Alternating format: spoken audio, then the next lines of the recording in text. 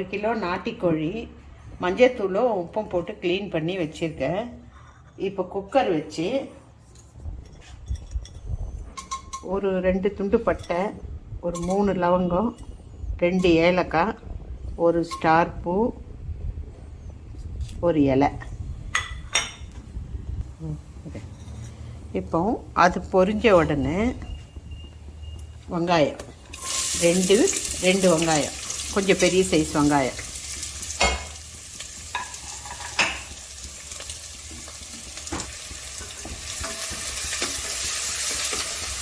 ரெண்டு medium size வெங்காயம் நல்லா வதக்கிக்கணும்.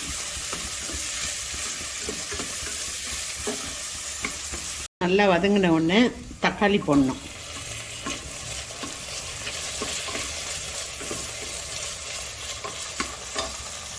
வெங்காயமும் நல்லா வதங்கிறதுக்கு கொஞ்சம் உப்பு போடணும்.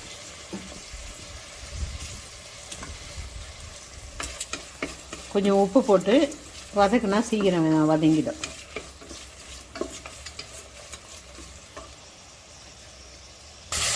தக்காளி வதங்கின உடனே இஞ்சி பூண்டு 2 ஸ்பூன் இஞ்சி பூண்டு போட்டு அது பச்சை வாசனை போகிற வரைக்கும் வதக்கிட்டு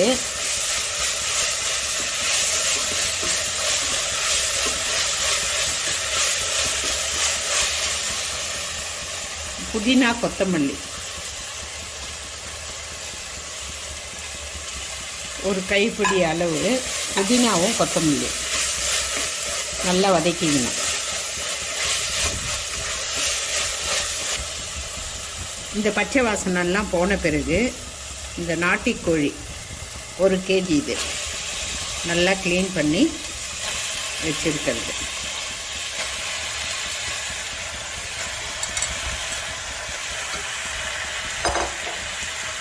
இதை போட்டு நல்லா வதக்கணும்.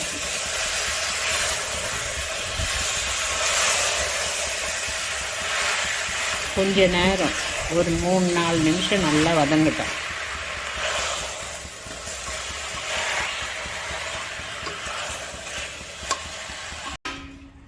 மஞ்சத்தூள் ஒரு 1/2 ஸ்பூன் மஞ்சத்தூள்,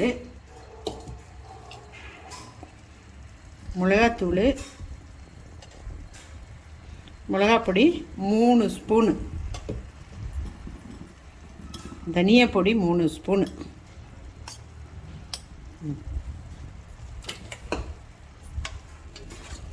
போட்டு எல்லாம் நல்லா மிக்ஸ் பண்ணணும்.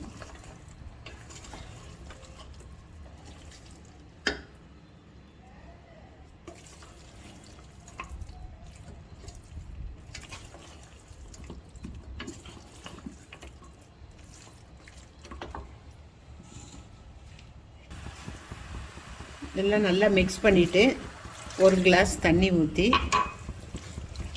இன்னும் நல்லா மிக்ஸ் பண்ணி கொஞ்ச நேரம் அந்த காரம்லாம் அதில் கலக்கட்டுன்னு விட்டுருங்க.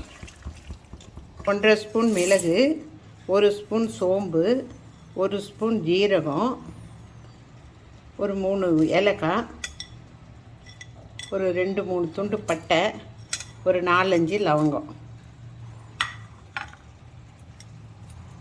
வெங்காயம் கொஞ்சம்,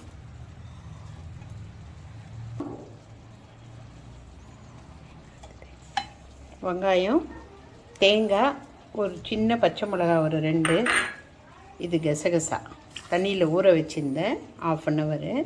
அப்போ தான் நல்லா அரையும். கிரைண்ட் பண்ணிவிட்டு அதுக்கப்புறம் நல்லா சாஃப்டாக அரைச்சிக்கணும். நல்லா மிக்ஸ் ஆகிடுச்சு. இப்போ நம்ம அரைச்சி வச்ச மசாலாவை இதில் ஊற்றிடலாம்.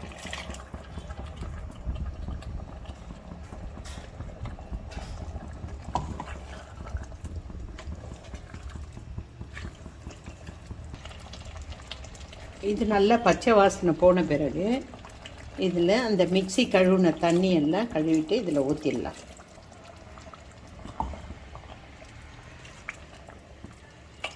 இதுக்கு தேவையான அளவு உப்பு முதல்லையே நம்ம கொஞ்சம் உப்பு போட்டிருக்கோம். இப்போ பார்த்து உப்பு போடணும். ஒரு 1/2 ஸ்பூன் உப்பு போடுங்க. உப்பு போட்டுட்டு அதுக்கப்புறம் உப்பு கம்மியாக இருந்தால் கொஞ்சம் சேர்த்துக்கலாம்.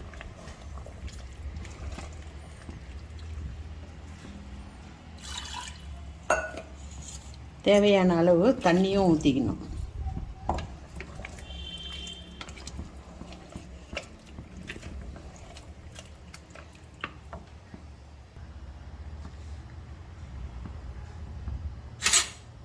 இது நல்லா மிக்ஸ் பண்ணிடணும்.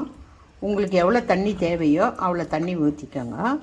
இது நாட்டுக்கோழின்றதால ஒரு 4-5 ஸ்டீம் வரணும். 4-5 தடவை ஸ்டீம் வந்தால் தான் அது வேகும் நல்லா.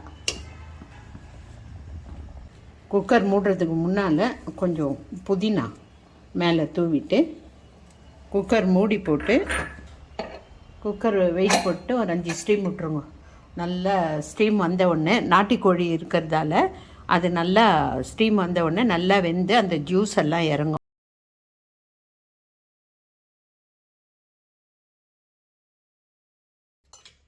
குக்கர் மூடியை திறந்து பாருங்க, நல்லா அருமையாக வந்துருக்குது குழம்பு. நல்லா நாட்டுக்கோழி குழம்பு ரெடி ஆயிடுச்சு.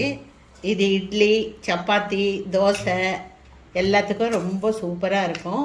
அதே சமயம் நீங்கள் ரைஸுக்கு போடணுன்னா இன்னும் கொஞ்சம் தண்ணியாக கூட பண்ணிக்கலாம். நல்லா தண்ணியாக இருந்ததுன்னா நல்லாயிருக்கும். ஜூஸ் எல்லாம் இறங்கி ரொம்ப நல்லாயிருக்கும்.